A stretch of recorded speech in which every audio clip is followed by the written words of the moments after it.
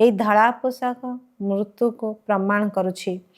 जदि केही मरी जाए तेबे ता उपरे मध्य धड़ा कपड़ा पकाई थांती। तुमे पिला माने मध्य एबे मरजिबा होइछ, अर्थात जीवित थाई मध्य पुराणा दुनिया पुराणा जीवन रु मरी जाइछ। ओम शांति। आत्मिक पिता बसी आत्मिक संतान मान को बुझाउछंती। आत्मिक अक्षर न कही केवल पिता कहिले मध्य ठीक हब। बाबा बसी संतान मान को बुझाउछंती। समस्ते निज को भाई भाई कहउछंती। तेणु बाबा बसी संतान मान को बुझाउछंती। समस्त को तो बुझाउ नथिबे, समस्ते निज को भाई भाई कहउछंती। गीता रे लेखा जाइछि भगवान उवाच। वास्तव रे भगवान उवाच कहा प्रति? समस्ते भगवान कर संतान। सीए हेले पिता, तेणु तांकर संतान समस्ते हेले भाई भाई। भगवान ही बुझाई थिबे, राजयोग सिखाई थिबे। एबे तुम बुद्धिर ताला खोलिछि। दुनिया रे आउ कहार बुद्धि रे एभळे विचार नथिबो। तुम मानकु बाबा संदेश मिलिबो, सेमाने स्कूल आसिके पढ़िबे। तो जे प्रदर्शनी तो देखिथिलु, एबे जाई किछि अधिक शिखिबु शुणिबु। प्रथम प्रथम मुख्य कथा हौछि ज्ञानर सागर पतित पावन गीता ज्ञानदाता शिव भगवान उवाच। प्रथम सेमाने जानतु जे एमानकु किए शिखाउचंती अथवा बुझाउचंती। से सुप्रीम सोल ज्ञानर सागर होचंती निराकार। से तो सत्य ही अटंती एवं सत्य ही कहिबे। एथिरे पुणी आउ कोनोसी प्रश्न बा संशय आसीबार नाही। प्रथम तो यह संबंध रे बुझाइबाकु हेबो। आमको परमपिता परमात्मा ब्रह्मा को द्वारा राजयोग शिखाउछंती। यह होछि राजपद जहाँकर निश्चय होइजिबो।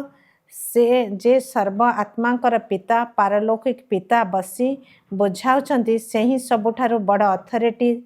तेबे अन्य कोनोसी प्रश्न उठी पारिबो नाही।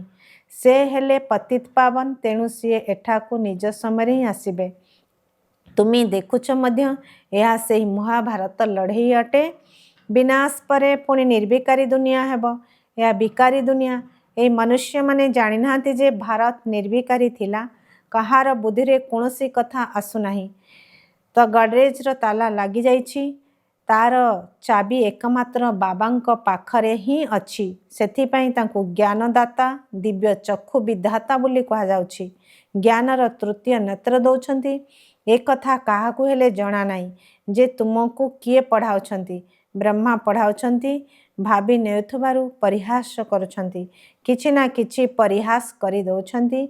सेथिपाई प्रथमे एही कथा ही बुझाओ। एथिरे लेखा मध्य होइछि शिव भगवान उवाच। से तो सत्य ही अटंती। बाबा बुझाउछंती जे मु पतित पावन शिव अटे। मु परमधाम रु आसीछि एही शाल ग्राम मानकु पाठ पढ़ाइबा पाई। बाबा होचंती ज्ञानर सागर। सृष्टिर आदि मध्य अंतर रहस्य बुझाउछंती। एही शिक्षा एबे तुमको बेहदर बाबांक ठारु मिलुछि। से ही सृष्टिर रचयिता अटंती। पतित सृष्टि को पवित्र कराउछंती। डाकुछंती मध्य हे पतित पावन आस। तेणु प्रथमे तांकर ही परिचय देबाकू हेबो। से ही परमपिता परमात्मा को सहित तुमर संबंध कण? से ही सत्य पिता अटंती। नररु नारायण हेबार सत्य ज्ञान दौछंती। पिला माने जानिछंती जे बाबा सत्य अटंती। बाबा ही सत्य खंड स्थापना करछंती। तुमे एठाको नररु नारायण हेबा पई आसुछो। बारिस्टर पाखकू गले भावंती जे आमे बारिस्टर हेबाकू आसीछु। एबे तुमरा निश्चय होइछि जे आमको भगवान पढ़ाउछंती। जदि केही निश्चय करी मध्य पुणी संशय बुद्धि होई गले तेबे तांकू लोक माने कहि थांती तुमे तो कहूथिल भगवान पढ़ाउछंती, पुणी भगवान को काहेकि छाड़ी आसिल? संशय आसीबा द्वारा ही हाथ छाड़ी दे थांती। कौनसी ना कौनसी विकर्म करि थांती। भगवान उवाच काम महाशत्रु अटे। या परे विजय प्राप्त कले ही तुम्हें जगज्जित हब। जे पवित्र हबे से ही पवित्र दुनिया को जिबे। एठारे ही राजयोगर कथा रहिछि। तुमे सेठारे जाई राजयुत करिब। बाकी जो आत्मा माने अच्छंती से माने निजर हिसाब किताब चुक्त करी निज घर परम धाम को फेरी जिबे। यह विनाशर समय अटे। एबे बुद्धि कहूची जे सत्ययुगर स्थापना निश्चय हब। सत्ययुग पवित्र दुनिया कहा जाए। बाकी समस्ते मुक्तिधाम को चली जिबे। सेमानकु पुणी निजर अभिनयर पुनरावृत्ति करने को पड़िबो। तुमे मध्य निज पाई पुरुषार्थ करछ पवित्र हुए पुणी पवित्र दुनियार मालिक हेबा पाई। सेठारे समस्त तो निजको मालिक बोली भाविबे ना, प्रजा मध्य मालिक हेबे। एबे प्रजा मध्य कहूची ना आमर भारत। विज्ञ पुरुष सन्यासी आदि मध्य कहउछंती आमर भारत। तुमे जानिछ जे वर्तमान भारत रे समस्त नरकवासी अटंती। एबे आमे स्वर्गवासी हेबा पई एई राजयोग शिखुछु। समस्त तो स्वर्गवासी हेबे नहीं। एई ज्ञान तो एबे मिलिला। सेमाने जहा सुनाउछंती शास्त्र ही सुनाउछंती। सेमाने हेले शास्त्रर अधिकारी। बाबा कहउछंती एई भक्ति मार्गर वेद शास्त्र आदि पढ़िबा द्वारा सीढ़ी तलको खसिबारे लागिछंती। एसबु होची भक्ति मार्ग। बाबा कहउछंती जेबे भक्ति मार्ग पूरा हबो तेबे ही मु आसीबी। मते ही आसी सबु भक्तों को भक्तिर फल देबाको हेबो। अधिकांश मनुष्य तो भक्त अटंती। समस्ते डाकुछंती ना हे गॉड फादर। भक्तों मुखरु ओ गॉड फादर हे भगवान निश्चय बाहरिबो। वास्तव रे भक्ति एवं ज्ञान मध्य फरक रही। तुम मुखरु केबे हे ईश्वर हे भगवान ए अक्षर बाहरिबो नाही। मनुष्य मानकर तो एभली कहिबा आधा कल्पर अभ्यास रही। तुमे जानिछ जे आमर पिता तुमे कौन तांकु हे बाबा कही डाकिब कि? बाबांको ठारू तो तुमको संपत्ति नेबाकू हेबो। प्रथम तो यही निश्चय रहुची जे आमे बाबांको ठारू संपत्ति नउछु। बाबा पिलामानकु संपत्ति नेबार अधिकारी कराउछंती। ये तो सत्य बाबा अटंती ना। बाबा जानिछंती एमाने मोर संतान जो मानकु मु ज्ञान अमृत पियाई ज्ञान चितारे बसाई घोर निद्रारे उठाई स्वर्ग को नहीं जाउछि। बाबा बुझाउछंती आत्मा माने प्रथम शांति धाम रे थांती पुणी सुख धाम को आसंती। सुख धाम को निर्विकारी दुनिया कहा जाए। देवता माने संपूर्ण निर्विकारी अटंती एवं ताहा होची तुमर प्रिय घर। तुमे जानिछ जे ताहा आमर घर। आमे अभिनेता से शांति धाम रु आसीचु एठारे अभिनय करिबा पाई। आमे आत्मा माने एठाकर बासिंदा नुहे। दुनियार नाटक रे अभिनय करुथबा अभिनेता माने एठारे बासिंदा अटंती। केवल घर आसी ड्रेस बदलाई अभिनय करछंती। तुमे तो जानिछ जे आम घर शांति धाम अटे पुणी आमे सेठाको फेरी जिबो। तेबे जेबे समस्ते अभिनेता माने स्टेज को आसी जिबे तेबे पुणी बाबा आसी समस्त को नहीं जिबे। सेथिपाई याको मुक्ति दाता पथ प्रदर्शक मध्य कहा जाए। से तो दुख अर्थात सुख करता अटंती। तेबे एबे सबु मनुष्य कुआड़ जिबे? तेबे एते सबु मनुष्य कुआड़ जिबे? विचार कर। पतित पावन को डाकुछंती कौन पाई? निजर मृत्यु पाई। दुखर दुनिया रे रहिबाकू चाहू नाहंती। सेतिपाई कहउचंती घर को चालो। एमाने सबु मुक्ति को मान्यता देई थांती। भारतर प्राचीन राजयोग मध्य केते प्रसिद्ध अटे। विदेश को मध्य जाउछंती प्राचीन राजयोग शिखाइबा पाई। वास्तव रे हट जोगित राजयोग जानी ही नाहंती। तांकर जोग ही भूल। सेतिपाई तुमको जाई सठिक राजयोग शिखाइबाकू हेबो। तुमे माने सन्यासी मानकर कौपुनी देखि तांको केते सम्मान देई थांती। बौद्ध धर्म रे मध्य सन्यासी मानको कौपुनी पिंदिथिबार देखि सम्मान देई थांती।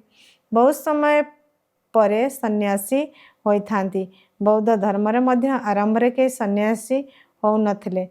तो जेबे पापर वृद्धि होई जाए सन्यास धर्म स्थापना होई थाए। आरंभ रे तो सेही आत्मा माने ऊपर आसी थांती।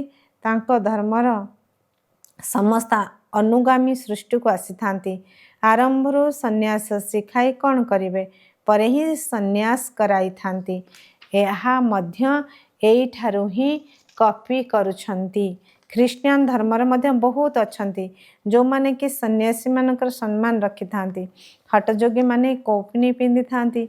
तुमको तो घर द्वार छाड़ियारे नाही ना धड़ा वस्त्र पिंधिबार कोनोसी बाध्यता रहिछि किंतु धड़ा वस्त्र भल। तुमे भटिरे रहिछ तेणु श्वेत वस्त्र तुमर पोशाक हो जाइछि। ଆଜିକାଲି ଧଳା ବହୁତ ପସନ୍ଦ କରୁଛନ୍ତି। ମନୁଷ୍ୟ ମରିଗଲା ଉପରେ ଧଳା ଚାଦର ପକାଇଥାନ୍ତି। ତୁମେ ମଧ୍ୟ ଏବେ ମରିଯିବା ହୋଇଛ, ତେଣୁ ତୁମ ପାଇଁ ଧଳା ଡ୍ରେସ୍ ଭଲ। କାହାକୁ ବି ପ୍ରଥମ ବାବାଙ୍କର ପରିଚୟ ଦିଅ। କୁହ ଆମର ଦୁଇଟି ପିତା ଅଟନ୍ତି। ଏହି କଥାକୁ ବୁଝିବା ପାଇଁ ସମୟ ନେଉଛନ୍ତି। ପ୍ରଦର୍ଶନରେ ତ ଏତେ କଥା ବୁଝାଇ ପାରିବ ନାହିଁ। ସତ୍ୟ ଯୁଗରେ ଜଣେ ପିତା ରହିବେ। ବର୍ତ୍ତମାନ ତୁମର 3 ଜଣ ପିତା ଅଛନ୍ତି, କାହିଁକି ନା ଭଗବାନ ଆସୁଛନ୍ତି ପ୍ରଜାପିତା ବ୍ରହ୍ମଙ୍କ ଶରୀରରେ। ତେଣୁ ସେ ମଧ୍ୟ ସମସ୍ତଙ୍କର ପିତା ଅଟନ୍ତି। ଲୌକିକ ପିତା ମଧ୍ୟ ଅଛନ୍ତି। ଆଚ୍ଛା, ଏବେ 3 ପିତାଙ୍କ ମଧ୍ୟରୁ ଶ୍ରେଷ୍ଠ ସମ୍ପତ୍ତି କିଏ ଦେଉଛନ୍ତି? ନିରାକାର ବାବା ସମ୍ପତ୍ତି କିପରି ଦେବେ? ସେ ପୁଣି ବ୍ରହ୍ମାଙ୍କ ଦ୍ୱାରା ଦେଉଛନ୍ତି। ଏହି ଚିତ୍ର ସମ୍ବନ୍ଧରେ ତୁମେ ବହୁତ ଭଲ ଭାବରେ ବୁଝାଇ ପାରିବ। ଶିବ ବାବା ନିରାକାର ଅଟନ୍ତି ଏବଂ ଇଏ ପ୍ରଜାପିତା ବ୍ରହ୍ମା ହେଲେ ଆଦିଦେବ, ଗ୍ରେଟ୍ ଗ୍ରେଟ୍ ଗ୍ରାଣ୍ଡ ଫାଦର ଅର୍ଥାତ୍ ଆଦି ପିତା। ଶିବ ବାବା କହୁଛନ୍ତି ମୋତେ ତୁମେ ଗ୍ରେଟ୍ ଗ୍ରେଟ୍ ଗ୍ରାଣ୍ଡ ଫାଦର କହିବ ନାହିଁ। ମୁଁ ସମସ୍ତଙ୍କର ପିତା ଅଟେ। ଇଏ ହେଉଛନ୍ତି ପ୍ରଜାପିତା ବ୍ରହ୍ମା। ତୁମେ ସମସ୍ତେ ହୋଇଗଲ ଭାଇ ଭଉଣୀ। ସ୍ତ୍ରୀ ପୁରୁଷ ହେଲେ ମଧ୍ୟ ବୁଦ୍ଧି ଦ୍ୱାରା ଜାଣୁଛ ଯେ ଆମେ ହେଲୁ ଭାଇ ଭଉଣୀ। ବାବାଙ୍କ ଠାରୁ ସମ୍ପତ୍ତି ନେଉଛୁ। ଭାଇ ଭଉଣୀ ପରସ୍ପର ମଧ୍ୟରେ ବିକାରୀ କର୍ମ କରିପାରିବେ ନାହିଁ। ଯଦି ଉଭୟଙ୍କୁ ପରସ୍ପର ବିକାରୀ ଦୃଷ୍ଟି ଆକର୍ଷଣ କରେ, ତେବେ ସ୍ଥିତି ବିଗିଡ଼ି ଯାଏ। ବାବାଙ୍କୁ ଭୁଲି ଯାଆନ୍ତି। ବାବା କହୁଛନ୍ତି ତୁମେ ମୋର ସନ୍ତାନ ହୋଇ ପୁଣି ମୁହଁ କଳା କରୁଛ। ବେହଦର ବାବା ସନ୍ତାନମାନଙ୍କୁ ବସି ବୁଝାଉଛନ୍ତି ତୁମର ଏହି ନିଶା ରହିଛି। ଜାଣିଛ ଯେ ଗୃହସ୍ଥ ବ୍ୟବହାରରେ ମଧ୍ୟ ରହିବାକୁ ପଡ଼ିବ। ଲୌକିକ ସମ୍ବନ୍ଧୀମାନଙ୍କ ସହିତ ମଧ୍ୟ ସମ୍ପର୍କ ରଖିବାକୁ ହେବ। ଲୌକିକ ପିତାକୁ ତ ତୁମେ ବାପା କହିବ ନା, ତାଙ୍କୁ ତ ତୁମେ ଭାଇ ବୋଲି କହିପାରିବ ନାହିଁ। ସାଧାରଣ ରୂପେ ପିତାଙ୍କୁ ପିତା ବୋଲି ହିଁ କହିବ। ବୁଦ୍ଧିରେ ଥାଏ ଇଏ ମୋର ଲୌକିକ ପିତା ଅଟନ୍ତି। ଜ୍ଞାନ ତ ଅଛି ନା? ଏ ଜ୍ଞାନ ବହୁତ ବିଚିତ୍ର ଅଟେ। ଆଜିକାଲି ହୁଏତ ନାମ ଧରି ଡାକି ଦେଉଛନ୍ତି, କିନ୍ତୁ କୌଣସି ନୂଆ ଅତିଥି, ଭ୍ରମଣକାରୀ ଆଦି ବାହାର ଲୋକଙ୍କ ସମ୍ମୁଖରେ ଯଦି ଭାଇ ବୋଲି କହିଦେବେ, ତେବେ ସିଏ ଭାବିବେ ଏହାଙ୍କର ମୁଣ୍ଡ ଖରାପ ହୋଇଯାଇଛି। ସେଥିପାଇଁ ବହୁତ କାଇଦାରେ ଚାଲିବା ଆବଶ୍ୟକ। ତୁମର ଏହା ଗୁପ୍ତ ଜ୍ଞାନ, ଗୁପ୍ତ ସମ୍ବନ୍ଧ ଅଟେ। ଏଥିରେ ବହୁତ ଯୁକ୍ତିରେ ଚାଲିବାକୁ ହେବ, କିନ୍ତୁ ପରସ୍ପରକୁ ସମ୍ମାନ ଦେବା ଭଲ। ଲୌକିକ ସହିତ ମଧ୍ୟ ସମ୍ପର୍କ ରଖିବାକୁ ହେବ। ବୁଦ୍ଧି ବାବା ସହ ଲାଗି ରହିବା ଉଚିତ।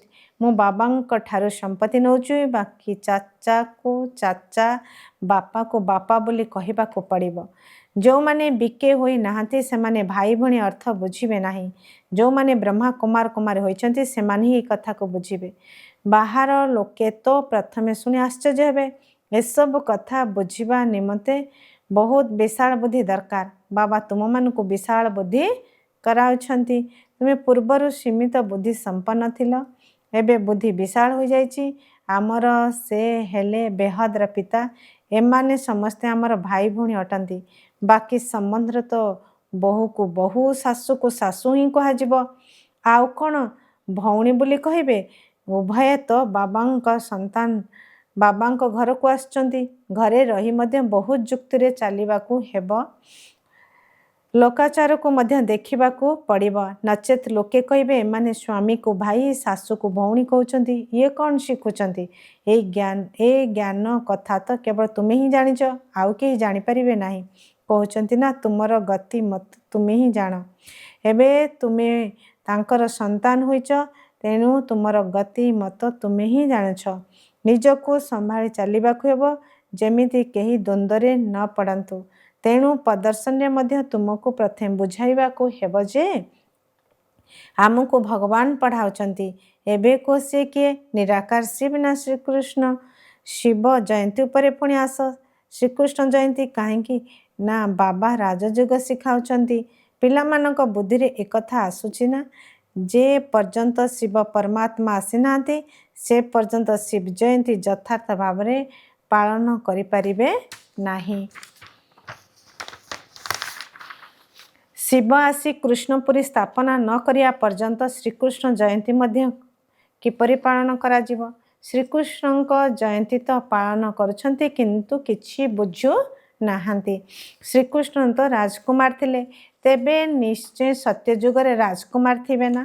ସେଠାରେ ଦେବୀ ଦେବତା ମାନଙ୍କର ରାଜଧାନୀ ଥିବ।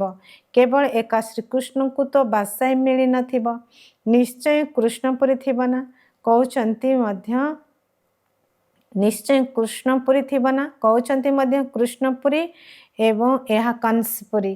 କଂସପୁରୀ ବିନାଶ ହେବା ପରେ ପୁଣି କୃଷ୍ଣପୁରୀ ସ୍ଥାପନା ହେଲା ନା।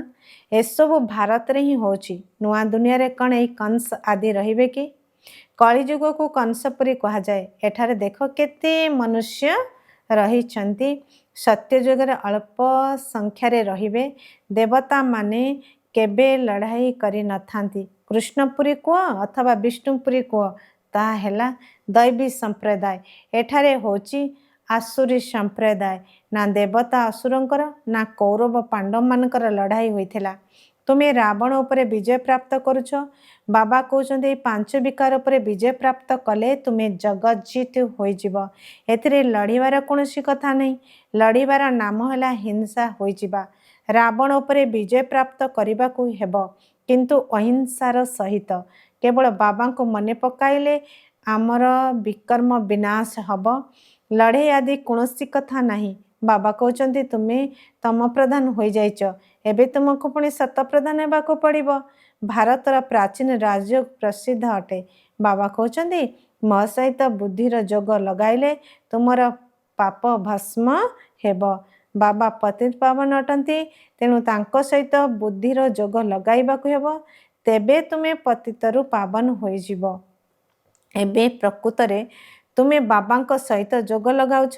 ଏଥିରେ ଲଢ଼େଇର କୌଣସି କଥା ନାହିଁ। ଯିଏ ଭଲ ଭାବରେ ପଢ଼ି ବାବାଙ୍କ ସହିତ ଯୋଗ ଲଗାଇବେ, ସେ ହିଁ ବାବାଙ୍କ ଠାରୁ ସମ୍ପତ୍ତି ପାଇବେ। ଆଚ୍ଛା, ଧାରଣା ପାଇଁ ମୁଖ୍ୟ ସାରାଂଶ। ପଏଣ୍ଟ 1, ଭାଇ ଭାଇ ଦୃଷ୍ଟିର ଅଭ୍ୟାସ କରିବା ସହିତ ଲୌକିକ ସମ୍ବନ୍ଧ ଗୁଡ଼ିକ ସହିତ ମଧ୍ୟ ସମ୍ପର୍କ ରଖିବାକୁ ହେବ। ବହୁତ କାଇଦାର ସହିତ ଚାଲିବାକୁ ହେବ। ବିକାରୀ ଦୃଷ୍ଟି ଆଦୌ ରହିବା ଉଚିତ ନୁହେଁ। ବିନାଶ ସମୟରେ ସମ୍ପୂର୍ଣ୍ଣ ପବିତ୍ର ହେବାକୁ ପଡ଼ିବ। 2 ନମ୍ବର, ବାବାଙ୍କ ଠାରୁ ପୁରା ସମ୍ପତ୍ତି ନେବା ପାଇଁ ଭଲ ଭାବରେ ପାଠ ପଢ଼ିବାକୁ ହେବ ଏବଂ ପତିତ ପାବନ ବାବାଙ୍କ ସହିତ ଯୋଗ ଲଗାଇ ପାବନ ହେବାକୁ ପଡ଼ିବ। ବରଦାନ, ନିଜର ସମ୍ପୂର୍ଣ୍ଣତା ଆଧାରରେ ସମୟକୁ ପାଖେଇ ଆଣୁଥିବା ମାଷ୍ଟର ରଚୟିତା ଭବ। ସମୟ ତୁମର ରଚନା ଅଟେ। ତୁମେମାନେ ମାଷ୍ଟର ରଚୟିତା ଅଟ। ରଚୟିତା କେବେ ବି ରଚନା ଆଧାରରେ ରହିନଥାଏ, ବରଂ ରଚୟିତା ରଚନାକୁ ଅଧୀନ କରି ରଖିଥାଏ। ସେଥିପାଇଁ ଏଇଭଳି କେବେ ବି ଭାବ ନାହିଁ ଯେ ସମୟ ଆପେ ଆପେ ମୋତେ ସମ୍ପୂର୍ଣ୍ଣ କରିଦେବ। ତେଣୁ ତୁମକୁ ହିଁ ସମ୍ପୂର୍ଣ୍ଣ ହୋଇ ସମୟକୁ ନିକଟକୁ ଆଣିବାକୁ ହେବ। ଏମିତି ବି ଯଦି କୌଣସି ବିଘ୍ନ ଆସୁଛି, ତେବେ ସମୟ ଅନୁସାରେ ଯଦି ନିଶ୍ଚିନ୍ତ, କିନ୍ତୁ ସମୟ ପୂର୍ବରୁ ନିଜର ପରିବର୍ତ୍ତନ ଶକ୍ତି ଦ୍ୱାରା ତାଙ୍କୁ ପରିବର୍ତ୍ତନ କରିଦିଅ, ତେବେ ତାହାର ପ୍ରାପ୍ତି ତୁମକୁ ମିଳିଯିବ। ଯଦି ସମୟ ଆଧାରରେ ନିଜକୁ ପରିବର୍ତ୍ତନ କରିଲ, ତେବେ ତାହାର ପ୍ରାପ୍ତି ତୁମକୁ ମିଳିବ ନାହିଁ। ସ୍ଲୋଗାନ, କର୍ମ ଏବଂ ଯୋଗର ସନ୍ତୁଳନ ରଖୁଥିବା ଆତ୍ମାମାନେ ହିଁ ପ୍ରକୃତ କର୍ମଯୋଗୀ ଅଟନ୍ତି। ଆଚ୍ଛା, ଓମ୍ ଶାନ୍ତି।